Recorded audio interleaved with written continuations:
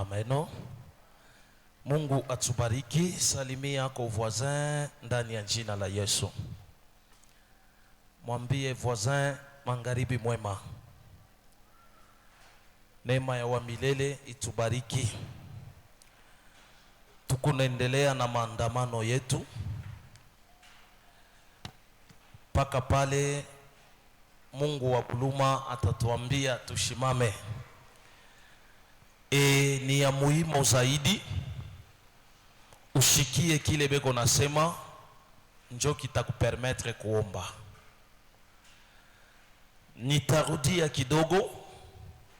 Journée ya jana tulizungumuza na wewe, tulisema maneno mingi kuhusu vie ya Gédéon.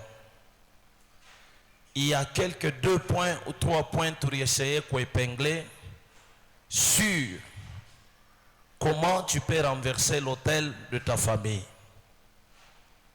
Parmi lesquels tulikuambia, dans la prière tu peux renverser l'autel, mais aussi longtemps que tu ne bâtis pas un autre autel, cet autel peut se reconstituer. C'est ainsi vous regarderez plusieurs chrétiens. Ariomba, il a gêné, aripanda milima, na sema hiki, anafanya hiki, mais l'autel persiste toujours mu maisha yake.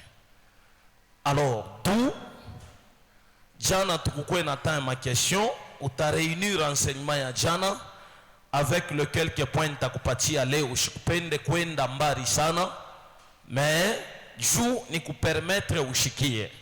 La force de l'autel. Autel yote iko na bile bintu binampachiaka nguvu. Et parmi les choses qui donnent à l'autel la force, leo mitapenda ni épingler un peu cette chose. C'est pourquoi sous-thème ya leo inasema, voici 7 principales causes de la malédiction qui donne accès à l'autel d'être résistant. Voici 7 principales causes de la malédiction qui donnent accès à l'autel d'être résistant. Mu somaji atatusomea livre ya Juge ile tulisoma jana, chapitre 6, le verset 11 à 12. Tasimama cha kuheshimu neno ya Mungu.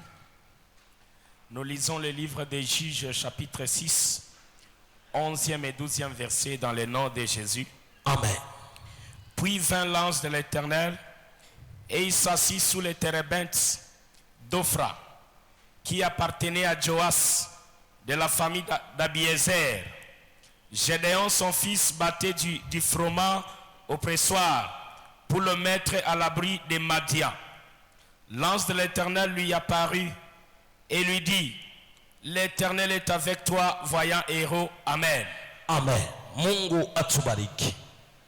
Je vous avais parlé hier, nilisema, Gédéon, l'identité que Gédéon portait n'était pas véritablement l'identité que Dieu lui avait donnée.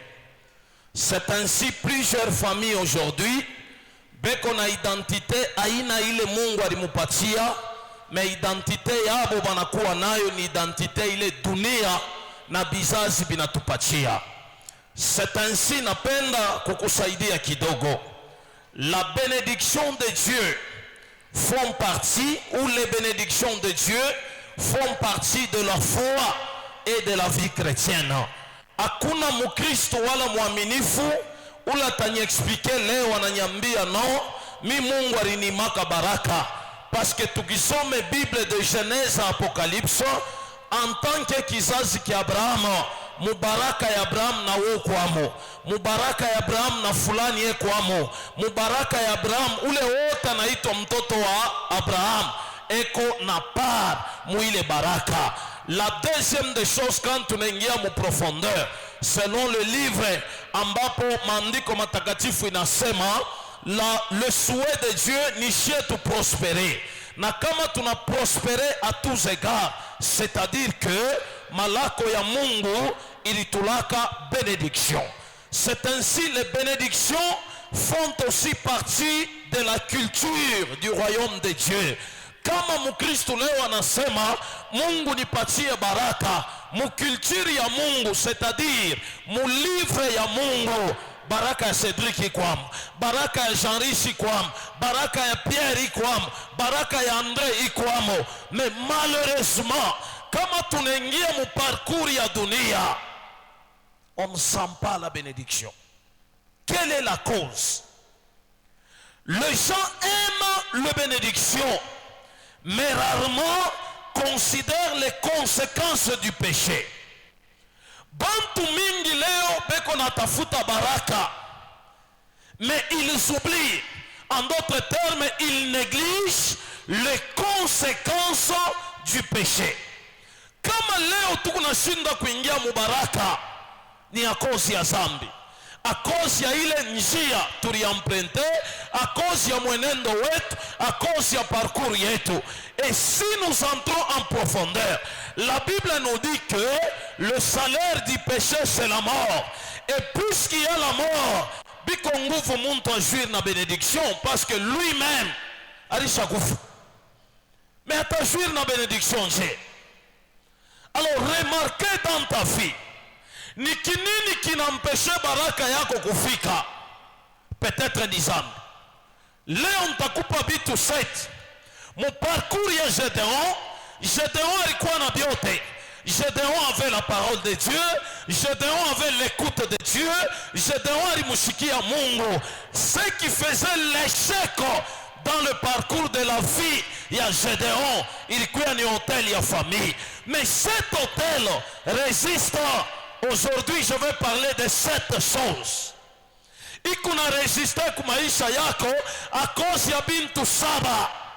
Na bile bintu saba, la liste ikuna continuer. Mais moi je prends seulement 7 pour gagner le temps par rapport ya ile wakati Mungu alitupatia nayo kuweza kuendelesha.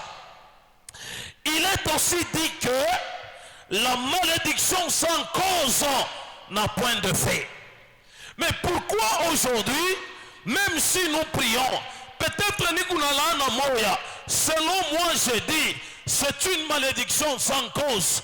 Mais si vous entrez en profondeur, il y a une cause selon la Bible qui fait à ce que, même si tu pries, maombi yako yanashindwa kuangusha bibumbashi fulani fulani yulu na katikati ya maisha yako.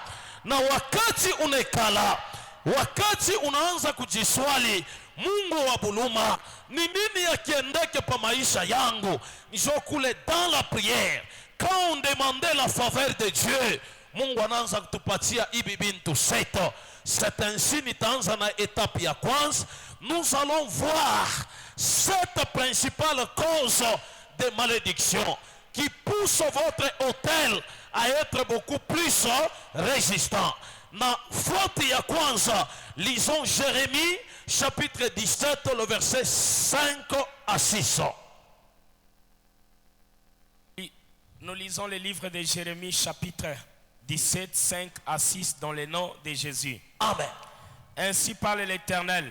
Anasema Bwana wa majeshi, maudit soit l'homme qui se confie dans l'homme, alaaniwa muntu mwenye kutumainia muntu mwenzake, qui prend la chair pour son appui, qui prend la chair pour son appui, et qui détourne son cœur de l'Éternel. Et qui détourne son cœur de l'Éternel.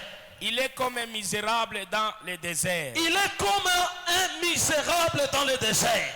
Et il ne voit point arriver le bonheur. Il ne voit point arriver le bonheur. Il habite les lieux brûlés du désert. Il habite les lieux brûlés. En d'autres versions, on dit les lieux sèches. Une terre salée et sans habitants. Une terre salée. Bulongo bwa nchumbi na mule hamuna bantu. Alors napenda kukuambia etape ya kwanza ikuna pousser hôtel kupata force, c'est se confier dans l'homme. La plupart des chrétiens, kama tunaingia mu profondeur, ole tutegamie Mungu, tunabeba karakter, tunabeba vie yetu. Mina itegamia Cédric, a supposer que Cédric njo muloji wa famille. Baba Cédric, utani détruire. Pourquoi? Parce que mina mtumaini. Amen. Leo tajirande compte le fait seulement ya kutumainia muntu. Le frère Pierre est là, anataka kuoa, au lieu que ategamie Mungu, anaita député, anaita bifulani, sans connaître l'état d'âme de cette personne. Ule muntu anabeba 5,000, anabeba 20,000, anabeba $200, anampatia frère Pierre. À partir de ce moment-là, ile hotel unavunjaka, itabeba resistance juu ya nini? Musaada ule beko na kupatia ni musaada wa bantu bagiza. Amen. Umulize voisin, unatumainiaka nani? Est-ce que je peux avancer? Kitumaini kyako kikunatoka wapi? Leo ba Kristo mingi vivent une maladie pareille, et parmi lesquelles kutumainia muntu na bale bantu tukunatumainia.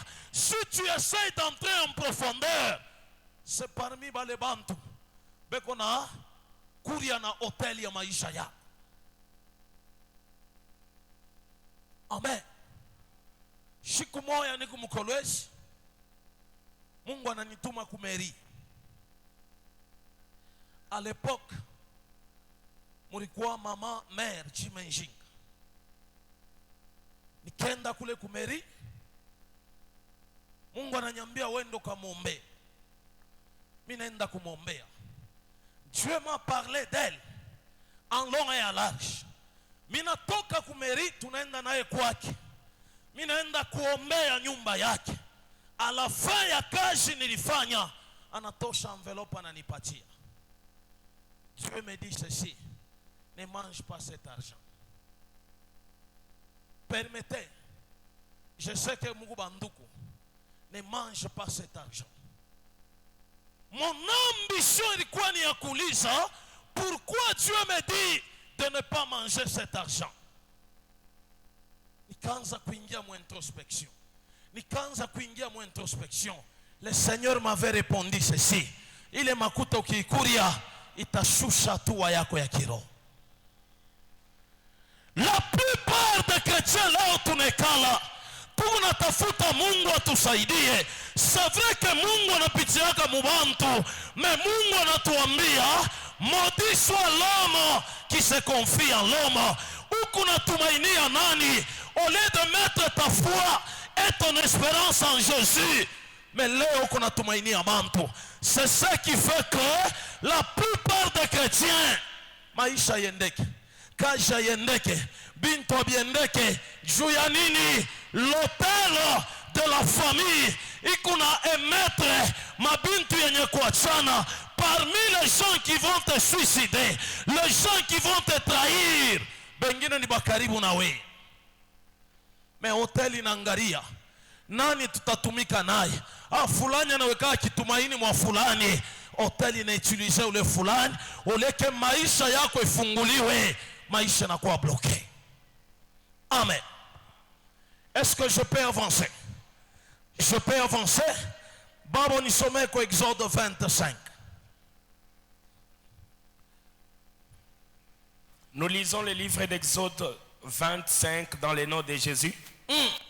Tu ne te prosterneras point devant elle. Et tu ne les serviras point. Car moi l'Éternel ton Dieu, je suis un Dieu jaloux, qui punit l'iniquité des pères sur les enfants jusqu'à la 3e et à la 4e génération. Jusqu'à la 3e et à la 4e génération de haïs, de ceux qui me haïssent. Amen. Amen. Nini napenda kusaidia. La Bible nous dit que l'Éternel est un Dieu jaloux et refuse que tu te prosternes devant sa créature. Leo peuple de Dieu, frère Jean-Rich anaweza kuwa na ndugu wake député, haina mubaya. Ndugu anaweza kuwa ni ndugu yako, mimi nakatana. Mais leo kesho kutwa Jean-Rich kuna problem, njoo nafika kwa député na mtuangia magoti, yo mkubwa unisaidie. Papa, c'est une malédiction. Na bila bintu bia vile Jobi qu'on a poussé monde à ténèbres pour te détruire. Je connais une personne à Papa Kolwezi, un responsable ku service moya à l'État. Bantu barianza kuendaka kwake, beko naenda kumulomba makuta, beko naenda kumulomba makuta. Un bon jour, pendant qu'on faisait la délivrance, ni kunaombea nduku moya, ni mpepo ya ule nduku wa Mkolwezi. Ni wanani? Ni mi fulani. Unafata nini mu maisha ya fulani? Asema bonjo bana nilombaka makuta, et plus que bana nilombaka makuta, na mimi kuna beba maetwali hapo. Njoo kuna nipatia cheo, njoo kuna nipa kiti, umuvili ya Kolwezi na mimi nijulikane. Amen. Unatumainia nani? À la place de Dieu, unaweka hapo nani? Écoutez peuple de Dieu, l'idolâtrie est la cause de plusieurs malédictions générationnelles et qui donne accès libre à l'autel de ta famille et pas de résistance. Beaucoup d'entre nous balikombanisha mahôtel, mais hôtel inashindwa kuanguka juu ya nini? Tu te confies à une personne au lieu de se confier à Dieu. Quand vous lisez bien la parole de Dieu, chaque fois qu'Israël se détournait de son Dieu pour les dieux étrangers, la nation toute entière était frappée par la malédiction et l'incapacité. Ukibeba kizazi kia Gédéon, barikuwa mu niveau moya, il fallait négocier na badui. De la même manière l'église, leo muko bantu beko naenda kunegocier na baloji ba mukizazi. Basi ni muloji, mitafanje nikamtwangie magoti. Unapotea, bana kudetruire. Maisha yako inapotea, na wakati unajikonfia mwa muntu, peuple de Dieu, uko na pousser hôtel, ibebe résistance dans ta vie. Hôtel ikuwe plus fort mu maisha yako. Et wakati unajipatia confiance na unampatia Mungu confiance, l'hôtel sera destitué, sera détruit et sera renversé, et cela au nom de Jésus-Christ. Pepe à Dieu. Alléluia.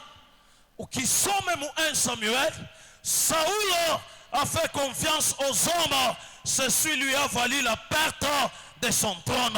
La Bible dit que Dieu l'a rejeté à cause yaba. Mwambie voisin, tosha kitumaini mubantu, weka kitumaini mwa Mungu.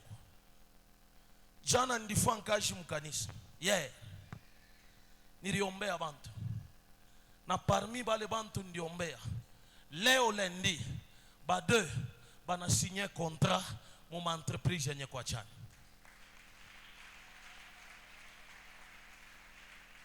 Jopale mina semanga kila siku, kama na wota shikia marathon yaisha, mina yose miracle yako na we iko wako. Mambo ni nini? Kushikia. Sema amen. Sema amen. La Bible nous dit il n'y a de salut en aucun autre nom, car il y a sous le ciel aucun autre nom qui ait été donné parmi les hommes par lesquels nous devions être sauvés, à part le nom de Jésus. Toka mkujikonfia mwabantu, tu donnes la force à l'autel. Muntu hautayua eta damu yake. Peut-être ulisaidiwa na we na bantu wenye kuachana. Il est grand temps de dire à Dieu, mina katala msaada wa bantu, mais mina tafuta msaada wako. Parce que msaada wa Mungu njo tatushe muntu de bonne volonté aingie pa maisha yako na bintu bichange. Deuxième élément, le faux ministre de Dieu. Le faux ministre de Dieu. Je dis bien le faux et non le vrai. Kama tunaingia mukato, le faux ministre ni banani? Ce sont ceux qui ne sont pas appelés par Dieu. Hana na mwito ya Mungu. Atalalamike je, oh je déverse l'onction sur toi. Atafanyaka kini. Lisons Philippiens chapitre 1, le verset 20. Nous lisons Philippiens chapitre 1, le 20e verset dans le nom de Jésus. Amen. Selon ma ferme attente et mon espérance que je n'aurai honte de rien, mais que maintenant comme toujours, Christ sera glorifié dans mon corps avec une pleine assurance, soit par ma vie, soit par ma mort. Amen. Mungu atubariki sana. Mungu atubariki sana. Selon ma ferme attente et mon espérance que je n'aurai honte de rien, mais que maintenant comme toujours, Christ sera glorifié dans mon corps avec une pleine assurance, soit par ma vie, soit par ma mort. Nini napenda kukusaidia nayo? Wakati ambapo unajikonfia mu bantu babaya, unajikonfia mu ba faux serviteurs, ils ne peuvent rien vous apporter. Hakuna chochote kile bataweza kusaidia. Parce que wakati tunasoma maandiko, huyu Paul alijikonfia kwa bantu, des docteurs de la loi, bantu benye kuachana, mais sa vie était toujours bloquée. Mais un bon jour, il a pris acte ya kubadilisha maisha yake na kujikonfia d'autant plus que kwa Mungu. Il a subi des secousses bien sûr, mais sa vie a été épargnée. Nini napenda kusaidia? Napenda kusaidia leo. Tusome mbele 1 Timothée 4:1 pour que ni explicite muzo. 1 Timothée 4:1, nous lisons dans le nom de Jésus. Mais l'Esprit dit expressement que dans les derniers temps, quelques-uns abandonneront la foi. Pour ça, remarquez, papa, s'il vous plaît, la plupart des chrétiens, tunaanza kujikonfia kwa ba charlatan. Mungu ananiambia pale huko bali kumezeshaka chura, ile chura niku naiona, beba maji, anza kunywa pale, unatapika nini? Ku television. Oh, mimi natapika kiula. Là c'est de la magie pure et simple. Là c'est de la magie. Et pendant que Mungu natapika kiula, il s'est dit en lui-même, une vraie délivrance. Il s'agit de quel démon de la magie bariweka mu maisha ya? Quand est-ce que utangushaka hotel ile soko naongeza yule ya hotel bimabintu bingine? Je parle de la prophétie et de ces hommes qui polluent le monde actuel à cause ya nini? Ma prophétie exagérée. Leo bantu mingi banapotea juu ya nini? Tunapenda prophétie plus que même ule Mungu alituma batumishi yake. Jamais prophétie haitaokoa. Prophétie kupale juu tu ya orientation na un peu d'édification, mais prophétie ne bâtit jamais l'église. L'église est bâtie sur le fondement de la parole de Dieu et non sur la prophétie. Alléluia. Baba tuendeleshe. Mais l'Esprit dit expressement que dans les derniers temps, quelques-uns abandonneront la foi. Abandonneront la foi, batacha imani. Pour s'attacher à des esprits séducteurs. Et à des doctrines de démons. Et à des doctrines de démons. Amen. Amen. Leo nacha imani ya kweli. Regarde au fond de ta vie. Ukuna waya wapi? Tuluba tukukaba ongo tusha kwa watu mingi. Il suffit tu akone les awane namba. Les awane namba. Nikunaona hivi. Tu crois et réellement tu crois. Ça fait 2 familles. Nesha kubasaidia kiloko.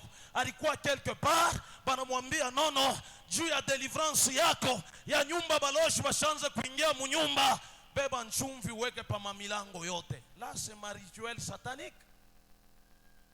chumvi tafukusha mloji. Vous êtes sûr?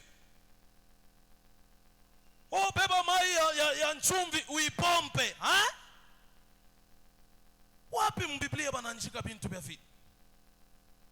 Oh, si tu veux réussir mon maisha, beba kama ni feuille de laurier, beba kama ni makala na piripiri, uweke mu feza yako ya kujisha, majende itaingia. Peuple de Dieu, vous vous trompez? Unaacha kanuni ya bya kweli. Tout celui qui est animé par des esprits démoniaques ana na kila tawezo kusaidia. Par contre, leur délivrance, ils les utilisent au travers d'autres démons. Tafuta Mungu akusaidia. Alléluia. Takupa ka témoignage kalo. J'ai rencontré un homme à Lubumbashi. Na ule muntu il est venu vers moi. Anyanyambia, pasteur, je suis venu demander pardon à Dieu. Nikamwambia juu ya nini? Anyambia, hii enseignement unahubiri vraiment inanitouché. Nikamwambia, quel est votre péché? Ananyambia, non, mimi nafanyaga ma conférence niko naita ba Kristo, droit d'entrée à conférence 25 000, $50. Ile ma conférence ya nini? Ya kufundisha Bible. La Bible nous dit, vous avez reçu gratuitement et donné gratuitement. Alors avec cet enseignement unanyambia, nilifundishaka juu ya kitabu kia hukumu. Antuka mina lomba buluma, kuanzia leo mistaripishaka tena bantu conference juu ya kuingia msauti ya Mungu. La réalité en est que bisha kufika na mkolezi, il y a pas trop longtemps je vois des gens, oh tuku kusal naz, tuku kusal bifulani, oh droit d'entrée juu ya conférence business yendele kumbe. Peuple de Dieu, les choses de Dieu ne sont pas payables. Et si tu mènes une telle vie, si tu pratiques de telles choses, il y a quelque chose na kesho kutwa na wewe mwenyewe unafuata séduction ya bademo, haitakubariki kukintu. Itakusaidia kuni? Kutumikia Mungu, il faut avoir un cœur libre. C'est l'objectif même. Ile ni unakombana na église mon rêve. Usikwe paka mkristo wa kusukuma. Moi j'aimerais que quand tu dors, comme nilifundisha jana, Mungu akongoze ke hii mambo yako nitumikie hivi na mimi Mungu nitakufungula. Et quand tu fais ça, baraka ya Mungu itashuka pa maisha. Amen. Siku moja nilita papa moya alipreshaka Morebu. Mon recteur, papa moya kikubwa, Dr. Ngandu, alihubiriaka mkanisa. À la sortie de l'église, anyambia, révérend, moi je compte partir. Il a dit, ok, c'est l'œuvre de l'Éternel ton Dieu qui te bénira. Anyambia, caché, c'est caché. Mina fungula tiroir, mina tosha caché ya mubiro, mule mina mwambia caché ya kanisa yo. Non, moi quand je prêche, il faut nipatie caché à $500. Mina mwambia papier offrande yoi. Offrande quoi 225 000. Ni coupe $500 tatoka. Vous voyez vile bantu beko na muibia Mungu. Vous allez dans une église quelque part, Bible nasema kule mtaenda mshibabe mapantalon mbili, mshibabe kyokyote. Mungu ye mwenye atafanya nini? Atamigaramia. Mais actuellement ce n'est pas le cas. Nikamwambia, vous savez quoi? Cher homme de Dieu, atuweze kumtrafikia Mungu. Mungu abamtrafike yake. Mungu banamtumikia yaka msincérité na honnêteté. C'est pour cela Mungu nakulia bantu makuta. Je vis encore quelque part. Muimbaji tu wa muimbaji yako nakuya. Asema non. Mimi nashimamisha kwa 5 personnes ba muzie motoka. Kuku bwana mwasha kuvuma sana wa mandevu kani Kayombo kama ni nani? Pastor. Yako na imba ting ting. Alléluia. Église, on ne blague pas avec Dieu. Le faux serviteur banengia mulenda.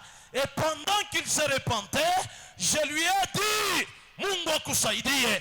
1 Timothée 6:10, la Bible nous dit, car l'amour de l'argent est est une racine de tout le monde.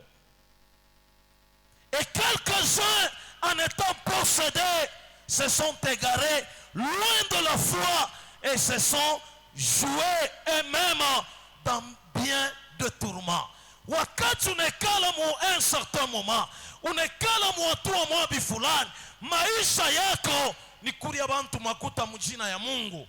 Yuwa ke hotel utaipomona maforme yote, ile hotel haitangukaka, hotel haitanguka. Juu ya nini? Regarde au fond de ta vie. Nani anakuloka? Nani promoteur ya laana mu maisha yako? Nani anadetruire vie yako? Nani anakuwa cause ya échec yako? Parmi les choses que je vous enseigne, utakomprendre bintu bingine kama ina we mwenyewe ni mule uko na shunguluka. C'est ainsi que uko nafanya ke hotel leo résister ku maisha yako. Troisième élément, donner à Dieu des offrandes corrompues.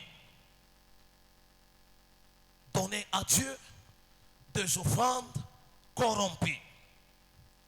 Malachie chapitre 1, le verset 14.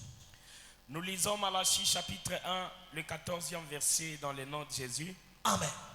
Maudit soit le trompeur qui a dans son troupeau Maudit soit le trompeur qui a dans son troupeau un mâle et qui voue et sacrifie au Seigneur une bête chétive. Et qui voue et sacrifie au Seigneur une bête chétive.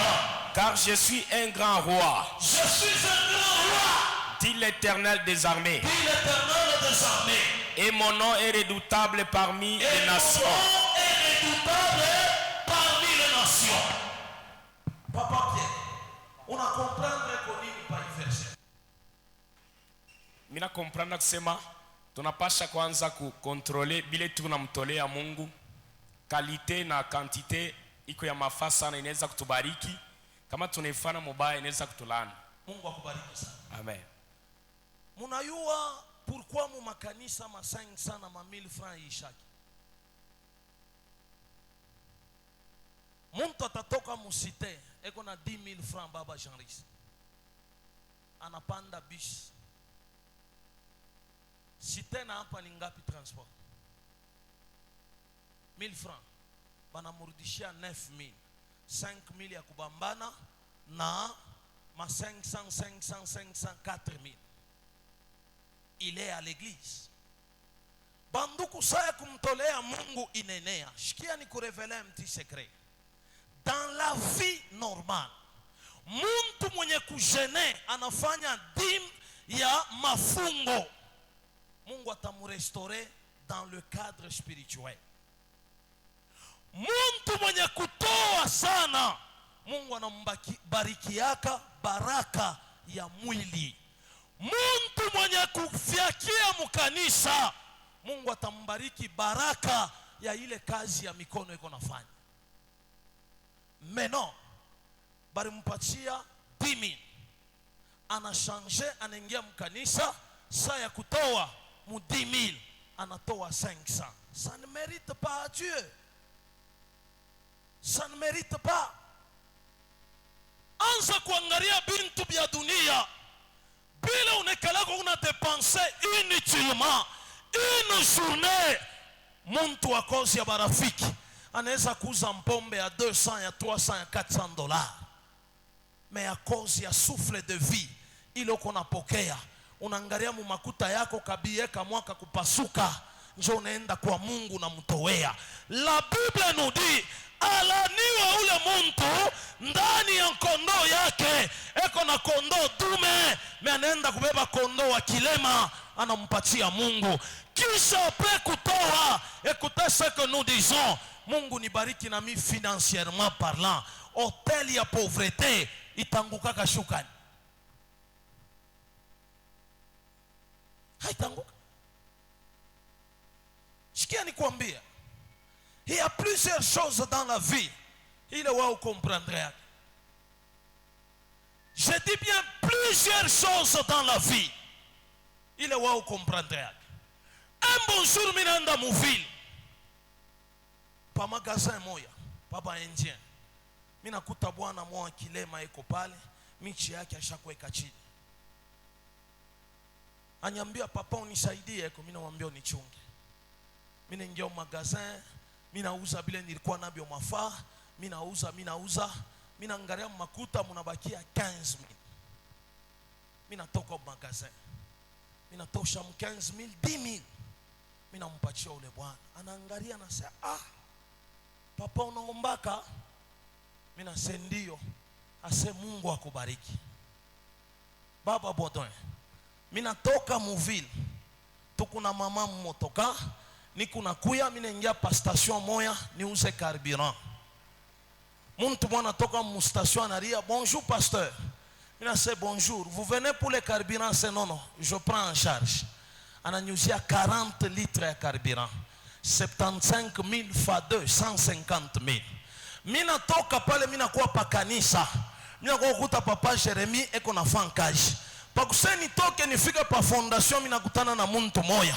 Niko nashuka pale pa Kongo Avenir, tunakutana naye anasema, papa nilikulota leo. Anaingisha mkono mfuko na nipatia $200. Kilema aliniambia nini? Mungu anikubariki. Na baraka ya bia kweli mimi naipata. Katika kutenda mema kukunafungula milango ya mibaraka ile wewe ujuake. La plupart des chrétiens pensent que nikiingia mkanisa mimi nalala chini, mimi najane. La Bible me dit imani yasipo matendo ni imani yenye kufa. Bantu ngapi beko na beneficier kwa mikono ya? Toi tu penses que baraka ni kuchokoza Mungu na utaona kile Mungu atakusaidia.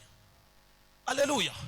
Troisième volet, wakati tunakuambia donner à Dieu des offrandes corrompues.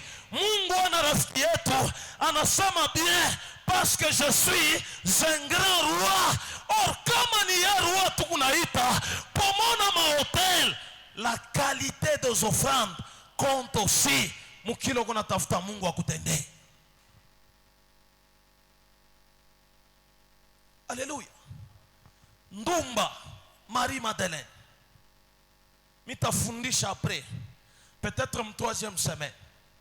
Ndumba Marie Madeleine. Anaangalia hoteli ya kizazi chake. Iko na mtumwa pa kubea babwana babenyewe. Iko na mtumwa pa kusharatika. Asina stable dans la vie. Anatafuta avunje hotel ya nini? Ya busharati. Avunje hotel ya zambi. Anauza parfum d'Albatar qui a coûté combien? $200. Shinjweri mushirikishaka Juda. Anasema makuta moya bule. Anarabisha tu. Alipasha kuileta tuiweke mkesi. Me Yesu anasema nini? Kile konafanya kiko na maana kupita kile wewe Juda uko natafuta. Combien de fois tu es ici? Oh papa maisha yandeke. Oh ma vie n'avance pas. Oh bintu bifulani abiandeke. Le mal de ta vie ni nini? Unatumainia bantu beko na kurisha na makuta ya mikoshi na mwile nye makuta ya mikoshi hauiwe kumtumikia amo Mungu. Combien de fois utamuita Mungu na Mungu akusaidie? Est-ce que je peux avancer? Je peux avancer? Les saintes écritures interdisent de donner à Dieu une offrande chétive, une offrande corrompue. Et non peut tromper-il Dieu? Ananias na Safira, papa unyombe mpango, impango bakiuze. Mitampatia Mungu makuta yake. Me anaangalia banauza mpango. Ananias anafanya nini? Anagarde makuta. Hoteli ya kizazi pendant que Pierre alianza kuomba. Inamwambia nini? Ananias hautaishi. Hivi unamulanda Mungu na mimi napata occasion kudetruire. Paka pale Ananias anafanya nini? Anadai. Kufa kuku maforme ya mingi. Unaweza kuko mjima, mais tu es privé de bénédiction. Aujourd'hui, qui est le sorcier de ta vie si ce n'est que toi-même? Alors leo napenda kusaidia. Napenda nikuwezeshe pour que neema ya Mungu ipate kusaidia. Troisième élément. Alléluia. Alléluia. Quatrième, minoya c'est ça iko kilo. le refus de rendre gloire à Dieu. Kukosa kuabudu Mungu. Kukosa kuabudu Mungu. Malachie chapitre 2, le premier verset jusqu'au deuxième. Malachie 2, nous commençons par le premier jusqu'au deuxième verset dans les notes de Jésus. Maintenant à vous cet ordre, sacrificateurs, si vous n'écoutez pas, si vous ne prenez pas à cœur de donner gloire à mon nom, dit l'Éternel des armées, j'enverrai parmi vous la malédiction et je maudirai vos bénédictions. Oui, je le maudirai parce que vous ne l'avez pas à cœur. Amen. Amen. Mungu atubariki. Asema sababu munakatala kurendre gloire kunjina yangu, mutalaniwa na hakuna chochote kitaendeka. L'autel de la famille résiste à plusieurs choses. Quelque part, comme Christ nous a franchis, nous sommes désormais libres. Mais l'autel prend la position, pourquoi? Parce que tu rendre gloire kwa Mungu. Tu rendre gloire kwa Mungu. Et le fait que tunashindwa kurendre gloire kwa Mungu nous donner accès, la force de l'autel, il a dominé notre potentialité de la prière. C'est difficile. Tushikirike, c'est difficile. Mungu agréé, c'est difficile. Mungu atende, c'est difficile. Mungu akonekanikie, c'est difficile. Neema ya Mungu ipate kusaidia. Alléluia. Un danger gâte les orgueilleux. Ceux qui pensent qu'ils ne doivent rien à personne. Mungu anabachukiaka. Vous pouvez ne pas devoir à un homme, mais qu'en est-il par rapport à Dieu? Par rapport à Dieu. C'est pourquoi ta dimanche tunaenda kukanisa. Ni ndeni tukunayo kwa Mungu, c'est un devoir absolu et sacré. Nous allons devant Dieu pour rendre gloire et élever son nom le 7e jour. Et Mungu atukombanie à son tour. Na kama Mungu anatukombania, neema yake itatusaidia. C'est ainsi, la Bible nous dit encore, car il fait lever son soleil sur le méchant et sur le bon, et il fait pleuvoir sur les justes et sur les injustes. Sa grâce est sur le bon et sur le méchant. Donc leo hôtel inashindwa kuanguka.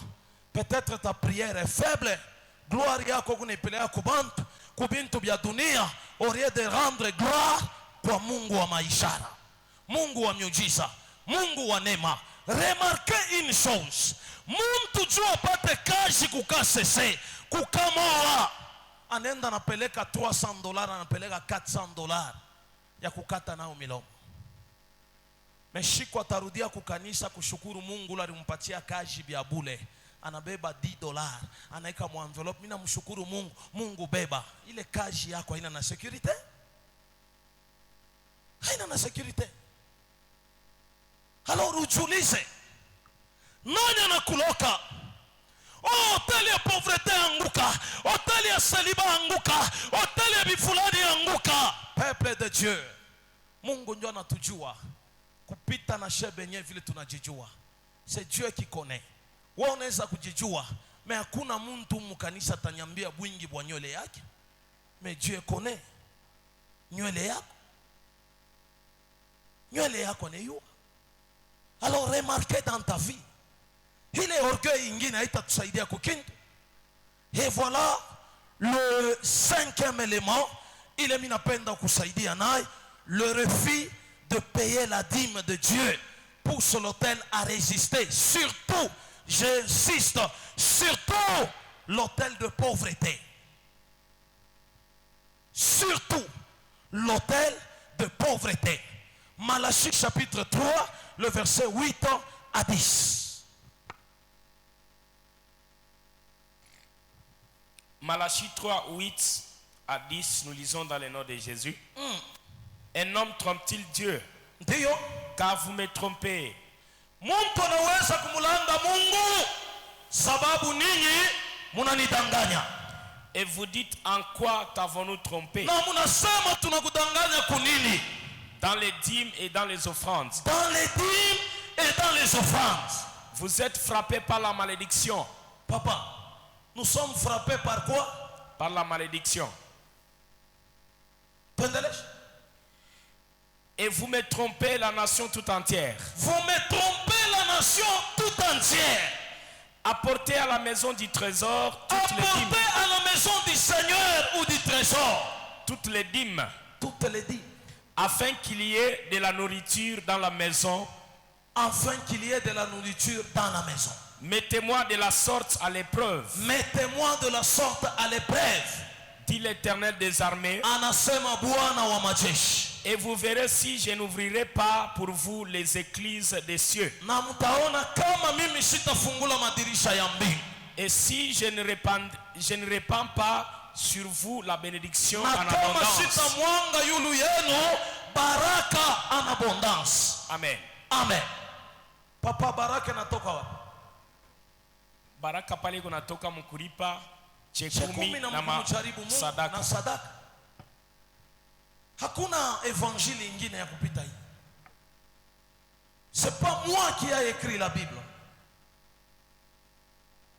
La Bible nous dit la main qui donne, c'est celle qui reçoit. Mais on peut détruire ce soir. Baboni pomoneye pepo ya chômage. Itanguka bien sûr, mais posez les actes. Il est à toucher Mungu. Mungu, hoteli ya pauvreté, ianguke, onote, inanguka. Mais itaji reconstitué. Pourquoi? Parce qu'il y a un hôtel ingine, il est naïvaincre. Amen. Amen. Ce qui intéresse Dieu, c'est son alliance. Pour que Mungu akubariki. Les hôtels, le roi, le loi, les alliances et les esprits de réclamation. Je t'aime. L'alliance, c'est son alliance. Lorsque celle-ci est brisée, automatiquement, une malédiction fait son entrée dans la vie de l'infidèle. Quand l'alliance de Dieu est brisée, ulianzaka bien na Mungu. Kashi ya kwanza, premise unampa Mungu. Deuxième mois, dimi ya benye ya Mungu napeleka. Au ya oa, ulikuwa fidèle kudimu. Mais shiku na oa, fidélité inaisha. Alors pourquoi on a brisé l'alliance ya Mungu? Amen. Papa mwana ananiambia se pasteur, mika nashindwaka kutoa dimu. Ninju salaire yangu ayeneanake papa. Mina mwambia nono huku margulin. Na huku ingrat vis-à-vis de Dieu. Je connais un garçon mu kanisa mu nilimwombea. On anatumika ku sécurité mwa shitataya.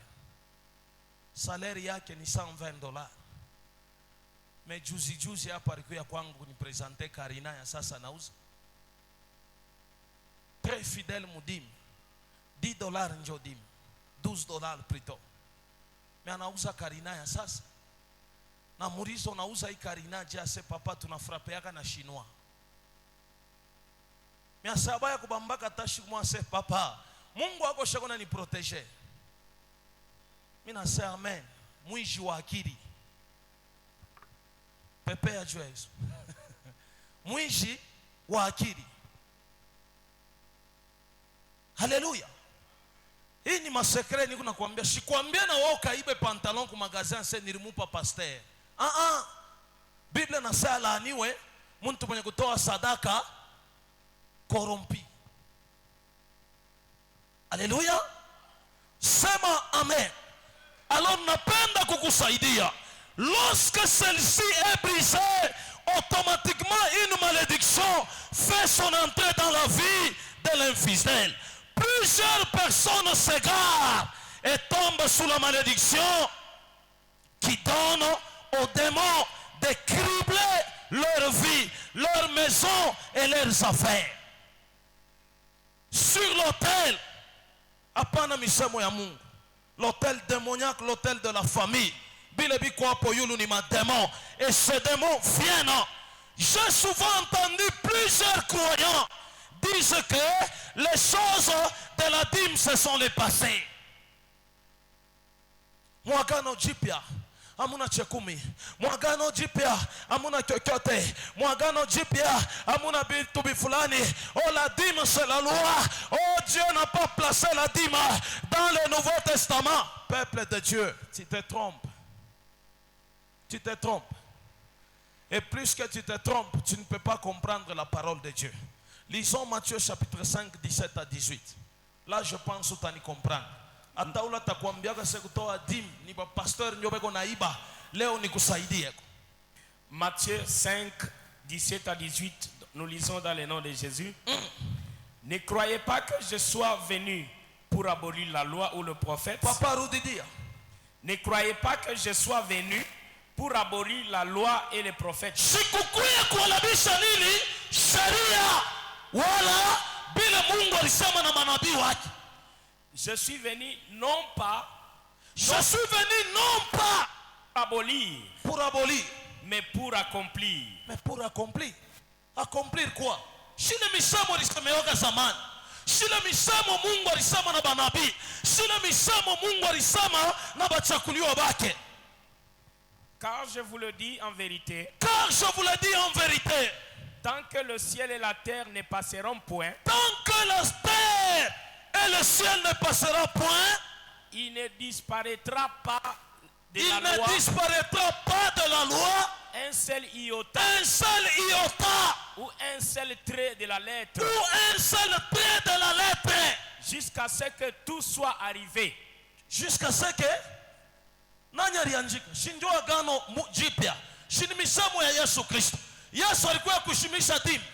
No, alikuwa kufanya kuaccomplir. Et muntu anapita kwa television. Oh, bien-aimé dans le Seigneur, acha nikwambie, peuple de Dieu, unariske kuwa brebis égaré à cause ya kukosa maandiko matakatifu. Et wakati banakuingililia, tu comprends que hivi bananyambia ni vya kweli, hivi mtu wanasema ni vya kweli.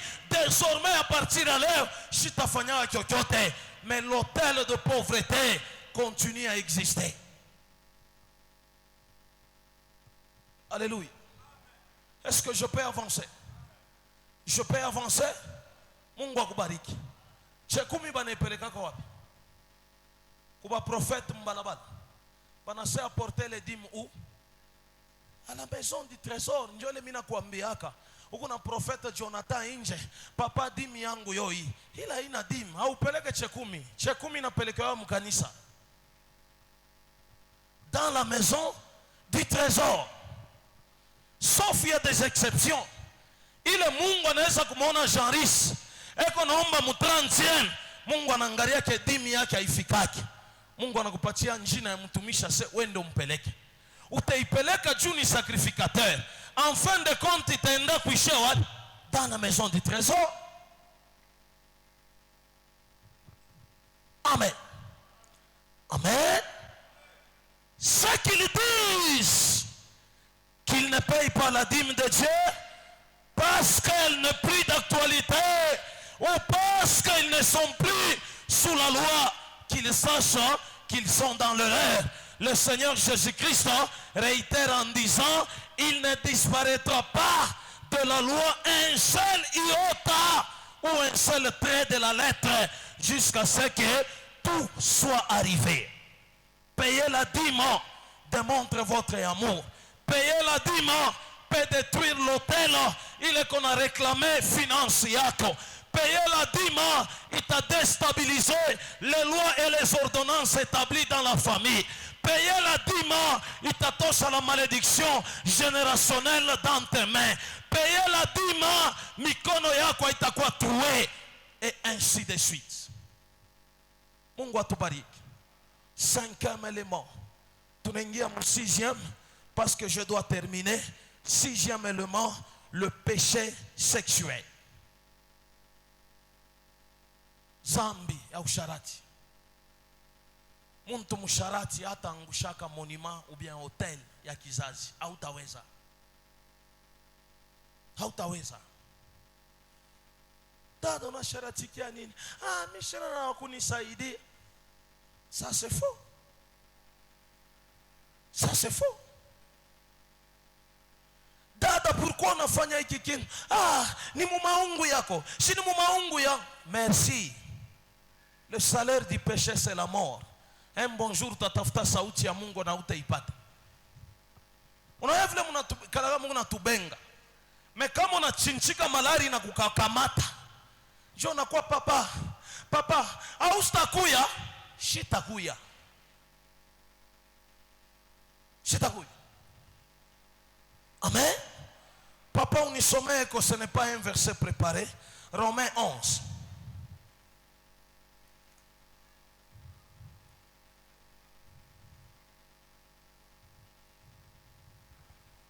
Romains 11, Bébata 25, 26, 27.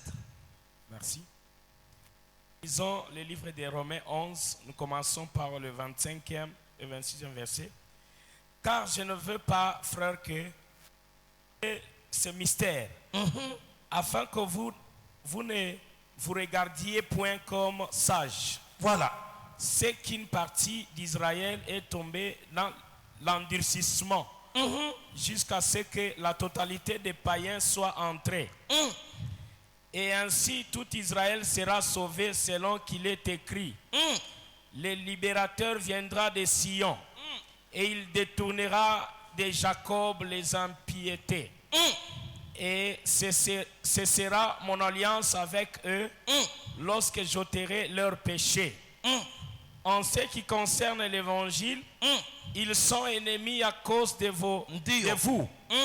Mais en ce qui concerne l'élection, ils sont aimés à cause de leur Père. Amen. Amen. Mungu wa mbingu atubariki. Ni bizazi kwa Roma kule Paul alienda kuenseigner. Il ne considérait pas le péché sexuel comme zambi. Pour eux, kama isaji ya kunome fulani akwa koani mkanisa beko pour, mais quand il s'agit ya kubapresha zambi utasikia huyu na ye verite inapita. Peuple de Dieu, acha nikwambie, zambi ya busharati ikunaingia mudamu, ikunaingia mumaji, ikunaingia muminofu, ikunaingia mumacho, ikunaingia mumashikio, ikunaingia mumifupa, et tout le corps est pollué. Sakani utaomba na Mungu akushiki. Et les gens pensent que kama na sharatika narudia kwa Bwana nao mai, zambi ya busharati inatoka. Hapana. Buchafu ya mwili njo butatoka. Mais zambi yo inabakia paka pa maungu. Amen. Amen. Le péché sexuel tel que l'adultère,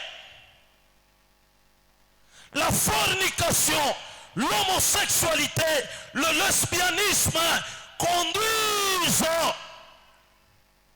à la pratique de la destruction. Et l'autel là est plus fort. Même si vous dites aujourd'hui, ouais, un peu pour bifulani toka, ashita toka parce que ni péché chéri. Et aujourd'hui, remarquez, Bwana Musharati ata détruire maisha ya bibi.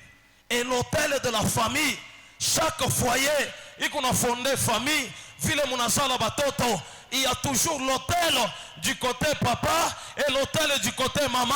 Na ile ma hôtel, Mungu na ipatia force à cause ya busharati. Busharati, beaucoup ma forme yenye kuachana. Kuku bantu wengine sharati kake hivi mimi anafanyaga masturbation, c'est parmi mabusharati na mapeshe mubaya. La masturbation ouvre cette porte mu maisha ya muntu,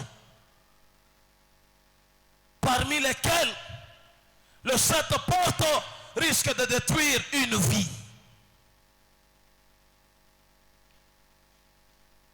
Amen. Busharati, usenifu na busharati.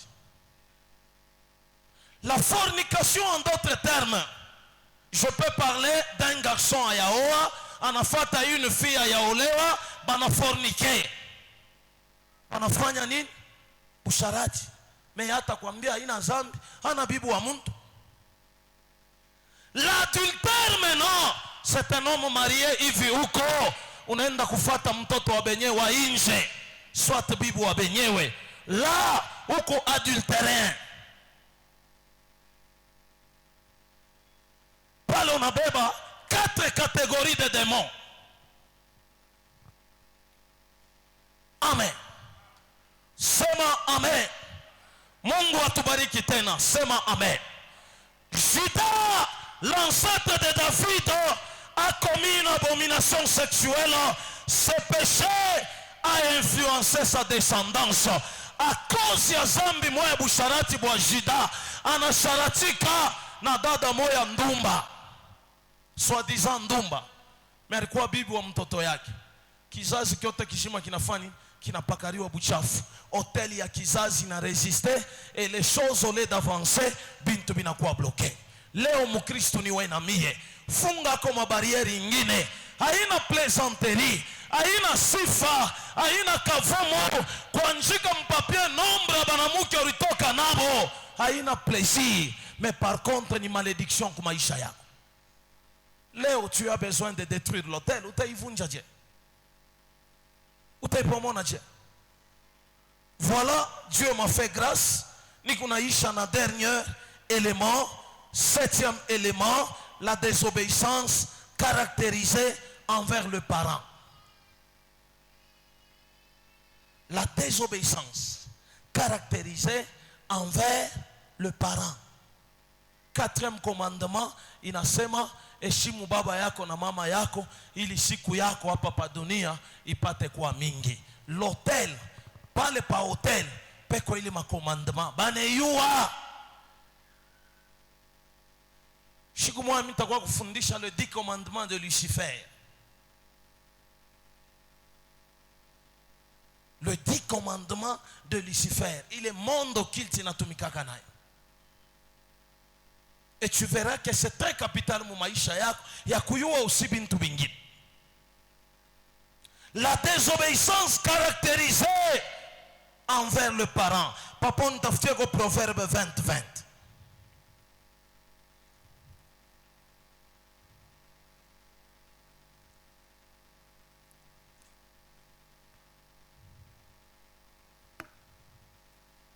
Nous lisons Proverbe 20:20 dans le nom de Jésus. Si quelqu'un maudit son père et sa mère,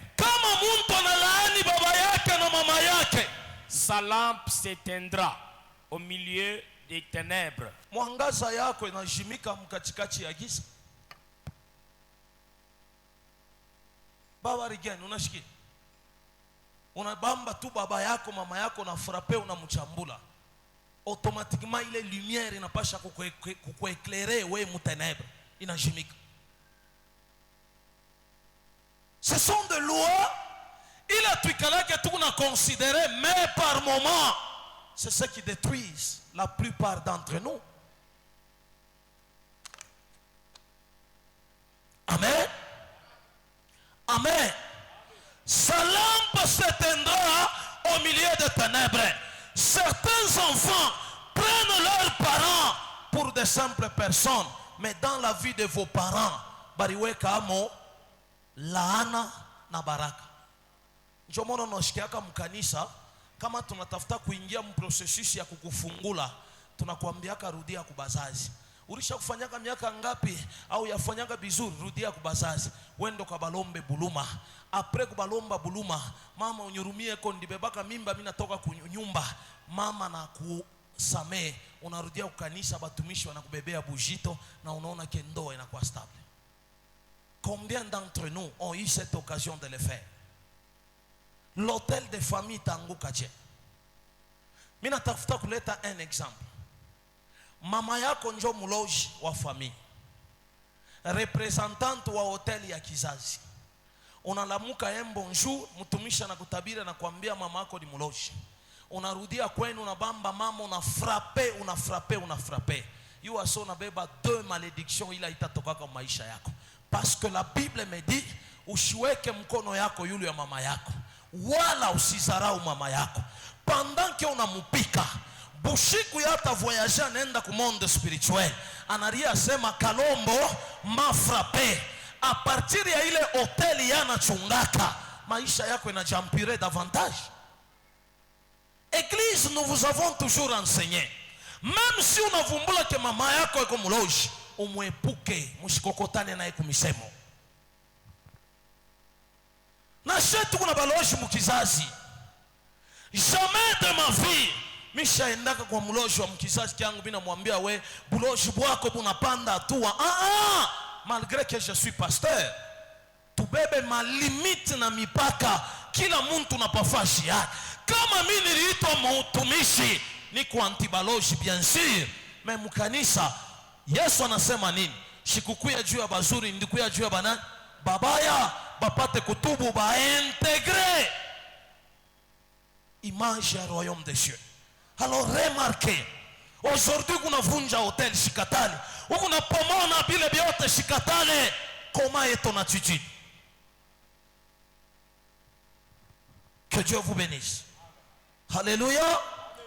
Évitez de lui dire n'importe quoi. Évitez de l'insulter. Au pire, de le violenter. La bouche de cet homme ou de cette femme qui est vos parents est un canal de bénédiction et un canal de malédiction. Amen. Dada mupendo, njoo panteshi. Ule atavala kikwembe kyako, njoo ule muloji wa mufami.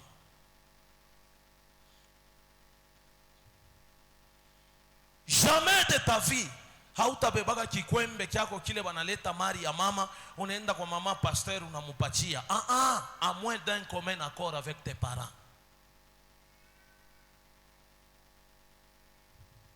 Juu ya nini?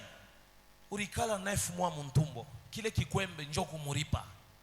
Bulangeti bule ni bule urialabishaka na mikoyo pa butoto. Biungu bile banalombaka ni ile luri orianza kuriaka, wao unapenda tubui paka tuwa mchungu. Njoo kutim. Njoo kutim. Kama kabila ya bale bantu ni bahembo, tona banalomba na mupanga. Juu ya nini? Un père emba, c'est un guerrier, c'est un chasseur. Haina pa kubahemba. Kuba Congo na kokende banalombaga mupanga. Batakulomba na calibre 12. Pourquoi? Ce sont des guerriers, ce sont des chasseurs.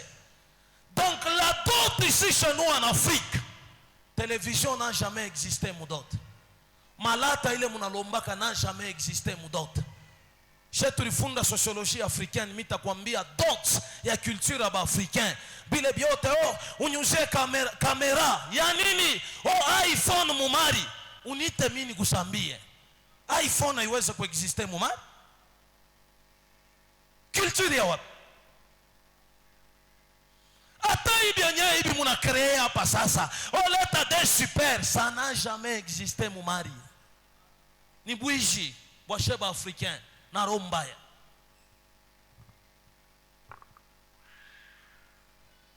Amen. Ça n'a jamais existé. Kile banalombaka kabelo mumari aikalake mo banalombaka ni mouchoir de tête.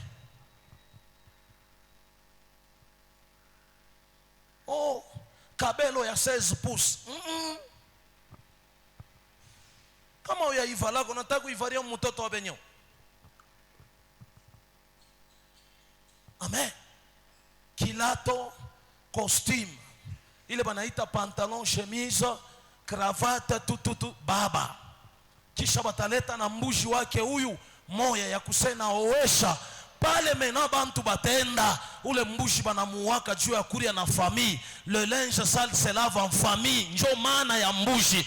Mbuji wa pili ni mbuji mwanamuke, banapatiaka mama. Maana ya ule mbuji, mtoto yangu na oesha eko bikira. Kama ulioa bibi ulipeleka mbuji mwanamuke, ule mtoto ana bikira, wendo karekipere mbuji wako. Njo vile sheria inasema. Mina kufungula mashikio So pourquoi kama nakupa list ya mari karisha mtoto mwanamke? Uko je? Niko vile. Amen. Anjika pale eko vile.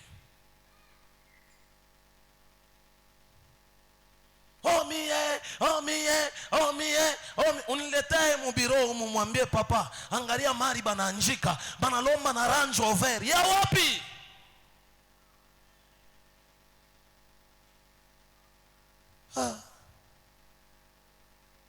Haleluya.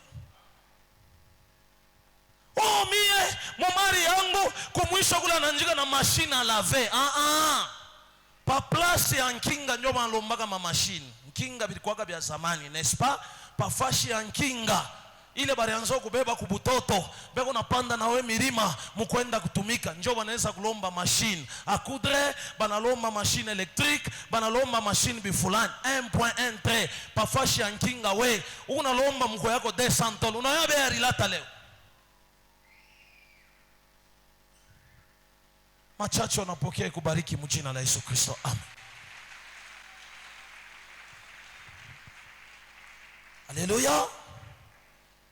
La bonne nouvelle aujourd'hui, avant de débuter la prière, j'aimerais que tu saches que toute malédiction peut être brisée au moyen de la repentance, au moyen de la confession, avec une vraie contrition de la prière fervente, la prière d'autorité.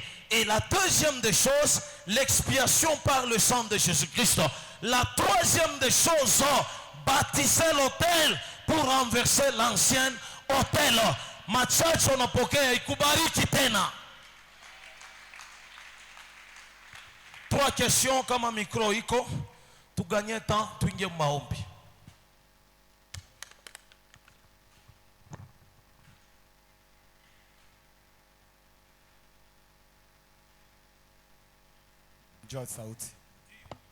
Papa, mina rodi yako prédication ya mercredi passé. Okay. Mursema kanju ya concernant ma science occulte. Okay. Munasema awezi kudétruire ma science occulte aussi longtemps que mu famille nous kama amuna na occultiste ule kuna kudéranger. C'est pourquoi muna na ma blocage sur le plan familial. Maintenant mina rudia pa question yangu moya, niko na mwinjangu moya turukomiaka naye. Yeko aningiaka mu mormo. Wakati aringia mwile église ile bari il fallait ba mu baptiser.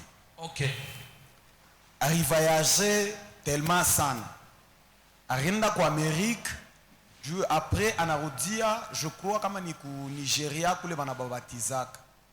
Avant de baptiser, il fallait aller te liste ya bandu kwa ke bale bote ba chaque fois. Cela veut dire on a intégré mormon à travers les baptêmes. Parce que les baptêmes banaita baptême mort. Cela veut dire on a baptisé que yote à travers les baptêmes. Question yangu kuivi papa.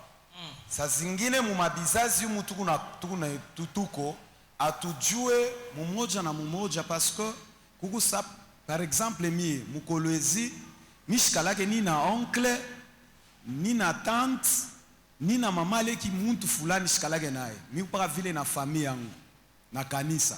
Okay. Sasa Mr. Jua peut-être bandu kwangu bale bangala Kinshasa bale bangala kwa Afrique du Sud beko partout wala kulubumbashi asa kujiintegra kama ile bintu.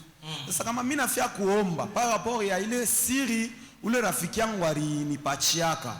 Tunajua shibote ke église Mormo aina église ile una confesser Jésus-Christ comme Seigneur et Sauveur. Okay. Ni ma rituel mabintu mwabe konafanya. Parce que malgré hata vile alitembea kuma Amerique fashi yote kama munamona leo maisha yake kupaka ya kukauka. Asobaki Fondateur wa l'église mormone, il s'appelle Jean-François Mormon. Amen. La fondation mormone, l'église mormone veut dire église des saints du dernier jour. Cette église a été fondée par un milliardaire avec pour objectif, on a créé ma église, il même marque. On a créé ma église pour enseigner l'occultisme approfondi. ata Rose Croix ni cour. Aina leo unaenda mu Rose Croix iko hapa Musalongo. Sali yabo iko Musalongo. Takupa na adresse kama unapenda wende. Ni cour. Utaingia première année, deuxième année, troisième année, njo pamoja na mormor. Kama unapanda dimension, njo banakupeleka maintenant unafanya pèlerinage sacré. Il pèlerinage sacré, en d'autres termes, on appelle ça le voyage de l'âme. Unaenda banakutrampe, unatoka kule unapata baptême. Iko ku Nigeria, banakutrampe mu rivière de mort. Unatoka mu rivière de mort, là unafanya pacte na Satan. Voilà, isha sa question. Mina kupatia éclaircissement parce que j'ai étudié le cours il y a église mormon, mon troisième graduat pendant que j'étudiais la philosophie des sectes et des églises.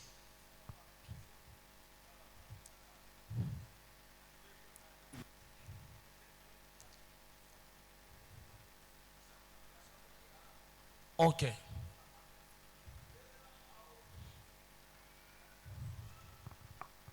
Je vous avais dit ceci. Je prends 3 exemples. Unatoka hapa frère Jean-Riche, unafika kwa Antoine Bell. Permettez le terme kama kuku nduku wake, je cite seulement. Shiwe commerce yake anaifanyaka je par exemple. Unaingia mule mu magasin, mimi navunja mpepo hapa occultiste. Unakamacha. Shiwe ndio unamchokoza. Yeye kwa kuchokoza kwa. Voilà. Kama ni lien iko travers kizazi uyombe. Mais kama ina lien ya kizazi, acha. Juste kwa kuchokoza mademo, ile nakupita we capacité. Siku moja niko mkasulu niko nafanya evangelisation bushiki. Kuanzia 0h jusqu'au petit matin. Nikamlomba Mungu nipatie maaveni ile nitatembea. Mungu ananiambia uende mwavini Choko, uende mwavini Ndembo, uende mwavini Bifulani, 5 aveni. Mimi naanza kupita Bushiko. Amini Yesu. Mimi naisha 5e aveni, mimi naenda mu 6e aveni. Papa, ya kwanza mimi naona hivi mamoto hivi mnaitaka ma étoile filante. Inapita kinakuwa kunyangukia hapa. Bia kweli niko evangeliste. Mimi narudia mbele kwa Mkongo. Après kile kimoto kuanguka kama mtu kama kanatoka hapo. Kalikuwa kafupi hivi keko naenda mkunenepa keko naenda papa. Nilifusaka mbio moya. Et quand je demandais à Dieu, le Seigneur m'avait dit, mimi shikukutume mwile avenir ndikupatia mavenir ngapi? 5. Donc Mungu abamutanguri yake. Il faut kumwacha Mungu atusaidie. Alors je ne vous défends pas de prier. Mais usichokoze mishimu ya benyeo. Utoke tu hapa seno, mimi naenda kulwalaba kumai nitavunja mishimu ya mai. Sitakufahamu bai. Deuxième question kama quoi? Deuxième question. Sans toi libre et dégagé. Enseignement ikunaenda irudie kumkongo. Merci papa kwa sauti. Ndio. Papa question yangu iku pa cause 2 na cause 6. Cause 2 mimi nafia kupateko. Donc kinini muntu la arpitia kuba faux prophètes ou bien kuba faux enseignement. Par exemple, mimi ripitiaka mu église adventiste du 7e jour.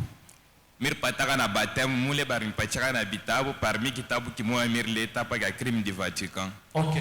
Bon, kama muntu asha kupitia mule anaweza kufanya nini après avoir asha confessé mir pitia moni nini anaweza kufanya tena? La confession, d'accord, il faut faire le renouvellement de l'alliance, il faut poser les actes du rachat. Merci papa. Rachat ndio inaokoaka muntu. Par exemple, zamani muntu kama alisharatika batamudenga mumukini. Mais pour que ajilokolole selon Lévitique atarudia analomba buluma, anauza ngombe, anaenda kupeleka ile ngombe, batachinja, basacrificateur banakuria ile pardon yake na batabebele mapartiri kwa sanse kumtolea Mungu, banaiweka pa moto shimoko ikipande yulu, c'est-à-dire Mungu anapokea ile sadaka na anamhurumia. Alors leo hatuna tena na ile maritueli ilibakia ya zamani. Ile maritueli shabakia kwa ngonga Afrika vya kuruka mamoto vya kufanya vitu bifulani. Alors leo poser le rachat ni kwenda kwa Mungu. Unaangalia sadaka kanile tanyuma mwile manjia nilipita manjia mubaya. Unaenda unapose hotel. ile hôtel ya rachat ita renverser hôtel ya réclamation ya zambi mu maisha yako. La deuxième des choses, il faut renoncer à votre vie parce que tout baptême satanique donne accès aux démons de jour. Merci papa. Merci. Donc ni même question na numéro na cause 6 tena. Voilà. Cause 6.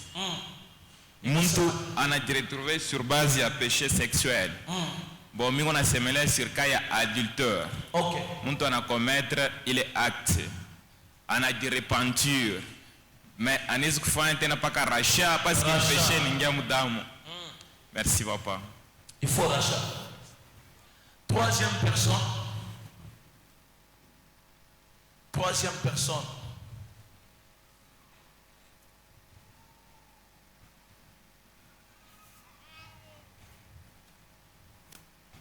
Merci papa kwa parole. Accent. Papa mimi natafuta kulizia kwa familia yangu. Papa muvile tuko turifunda shiboti. Lakini pakupata makazi ku nguvu sana. Kisha kuku question ingine ni concernant grand frère wangu. Bon, grande sœur a dire dernièrement barko sana. Maintenant jusqu'alors rien ne marche. Njo ile inanishimamisha hapa. Bari mumo dire pourquoi. Barko sana. Alors qu'il a demandé pardon. Mumu exhorter les paroles.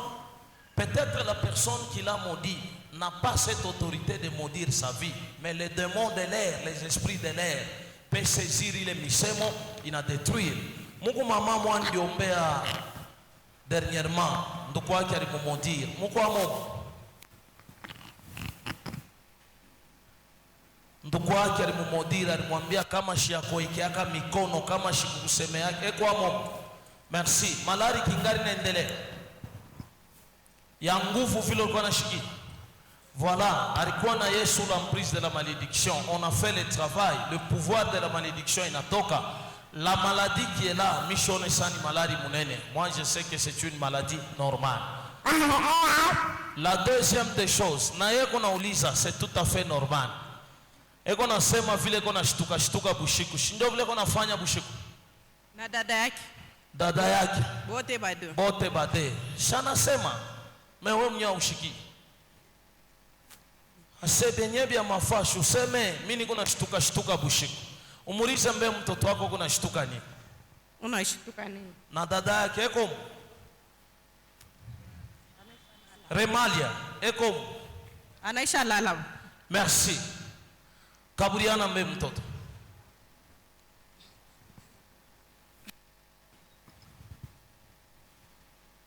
Mulize mtoto kuna shtuka nini? Dans l'entretemps, quatrième personne. Bébé, parle au nom de Jésus. Ralph, parle maintenant. Dans le nom de Jésus. Bébé. Quatrième personne, kama iko panisha kilo, le micro iko libre. Merci papa kwa parole. Ndio. Mimi natauliza kwa maisha yangu, bariniexplica kwa mama vile mimi kumeaka. OK. Mama ananionyesha sema ile saa mimi kuzalaka. Viens ici, viens ici. OK. Barinomba kwa mama ki ya papa nasema hivi yeye nikuzala kwa kwanza. Atoshe kitofo na nywele nkilora mkaburi. OK. Depuis papa mimi najiuliza nasema nini kumi phénomène kaniripitaka. Kana mliza mama yemba sema katele sauti shiseme tena.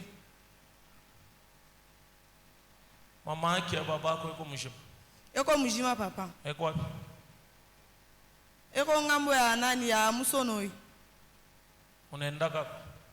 Depuis pale papa sema ngasa mkizazi mimi narifuchika. Une fois ta problème na kuya kama na senye ndebe ni Katari. Venez ici. Papa Daniel kuya na micro. Sema.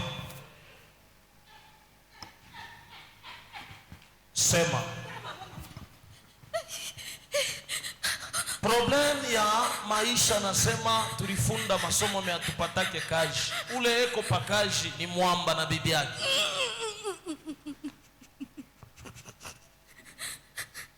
Sema bia mtoto. Mimi nasema bile nilianza kuchunga. Mimi nakuya bushiku. Uko nakuya bushiku. Kufani?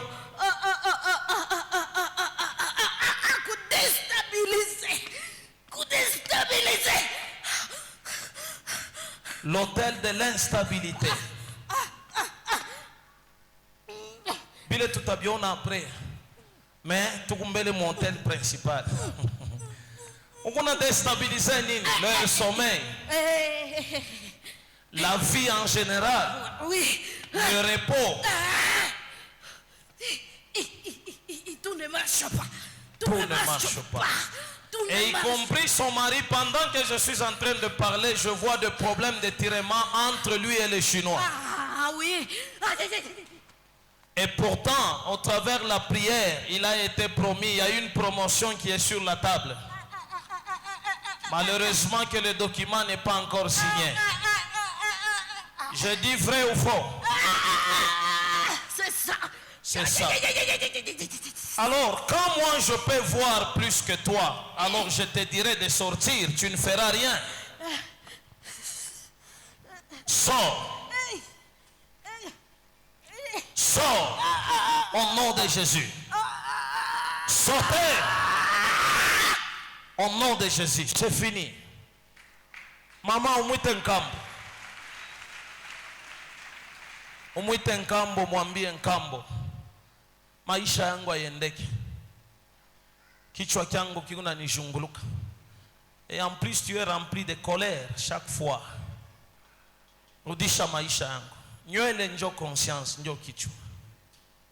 Kitofu njo identité ya muntu. Njo maana munasemaka njina ya pa kitofu. Donc son identité a été vendue. Atajouir na bonheur shugali. Voilà.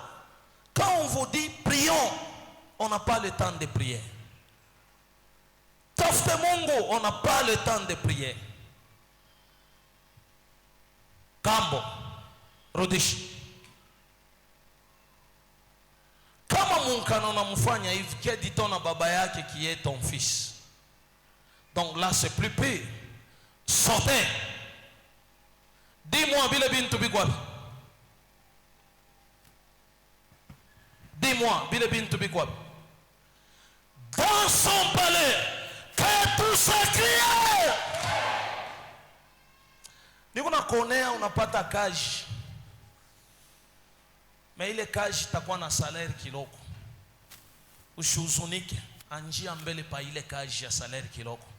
C'est pour très bientôt yo ile kuna kuyo naiona.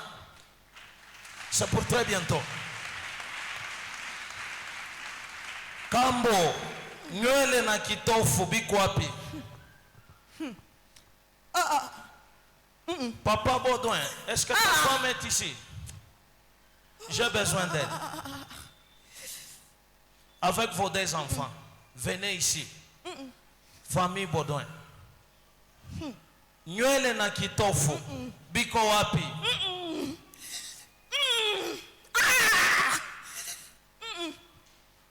Nywele na kitofu biko wapi?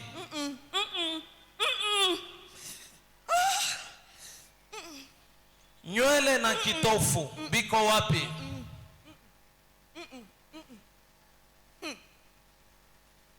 Au nom de Jésus, pour la dernière fois, nywele na kitofu biko wapi? Biko wapi? Biko wapi? Baba yake shartaka sana kama mtumishi sana. Baba yake anasemaga yuko mtumishi sana. Na découvrir par kutumikira panjina. Ok. Na malaria souffrir on a temporaire dans ces mois malaria. Et à partir ya kitofu baribeba udada eko na malari, permettez le terme ya infection à ishaki. Ana pas infection. Nani? Je ana kisa mvimaki la wakati kila saa. Voilà. Dernier match par mon père hakuna kitu kina manifeste kinarudia tena defa. Bari opere me kiste kinarudia tena. Mnaona kazi ya baloji vile bako natuchezea. Il n'y a rien qui se passe. Il n'y a rien qui se passe. Et dans ta vie, je vous assure, Kuko bintu bingine kama uyabiangusha maisha yako payo kupambana peko nguvu. Rudisha kitofu, rudisha na nywele. Sitarudisha milango kwa wazi. Ni milango kani? Basumbura na bwana ibangu. Banafiaka nani? Kumi tumame ingia mu nyumba. Les querelles. Danya mambo matoshi mama yakauka mu nyumba. Bwana kesho mambo. Bila shamuliza kila sina kujiexpliquer. Voilà. Rudisha. Ce soir, au nom de Jésus. Restituez. Tu besoin tu beba batoto. Bale batoto ba deux. Mwende nabo wapi? Milango kwa wazi. J'ai déjà commencé le travail. Dernièrement, mtu takauka pala bakosha na pala ushingishi. OK. Bato wanaanza uria, ina manifester déjà 3 fois. OK. Uko esprit mwa mwanaume kunaingia kwanza. OK. Ikutokea ngamba kwa babake. OK. Après ça va kuingia, akosha na bakitana après ça va anza shutu anza kombana. OK. Usibusha muuliza bwana nasema. OK. Mimi na mtu anaingia na kwa nikombanisha mimi akosha kulala. OK. Il y a 2 jours après papa shila akosha kulala mimi na retrouver pa kitanda. OK. Anakabula defa. OK. Mimi namuuliza. Akashika mnisa ni mambo kan manifester anashinda kunijibu. Merci. Kana nitapita munyumba. Bali tafundisha sana. Amen, Église. Dans une famille où il y a des tribulations, il y a des zizanies et querelles. C'est difficile que la grâce de Dieu puisse demeurer. Ne sois pas la porte ouverte aux esprits démoniaques. Par contre, fermez toutes les brèches. Kama munafunga mabresh, munaona ima demo tunafukushaka, tunaweza mfukusha mpepo, anaenda na kuchunga kwa barabara. Si le corps n'est pas sanctifié, n'est pas purifié, ule mpepo atarudia na jinstaller tena. Tu vas dire mishi kunywake mpombe shifanyaye kyokyote. Mais ta position du cœur et de l'esprit peut pousser que le monde des ténèbres agisse encore dans vous. Et ce soir, je vais faire mon travail, mais je vais recommander qu'il couple Bekali Fashimwa Batengeneze, qui est la paix. Je déclare, toi, esprit impur, quittez ce corps. On a terre. Là, c'est la force qui est dans moi. Mais demain ou après-demain, ça peut ou n'est pas aller.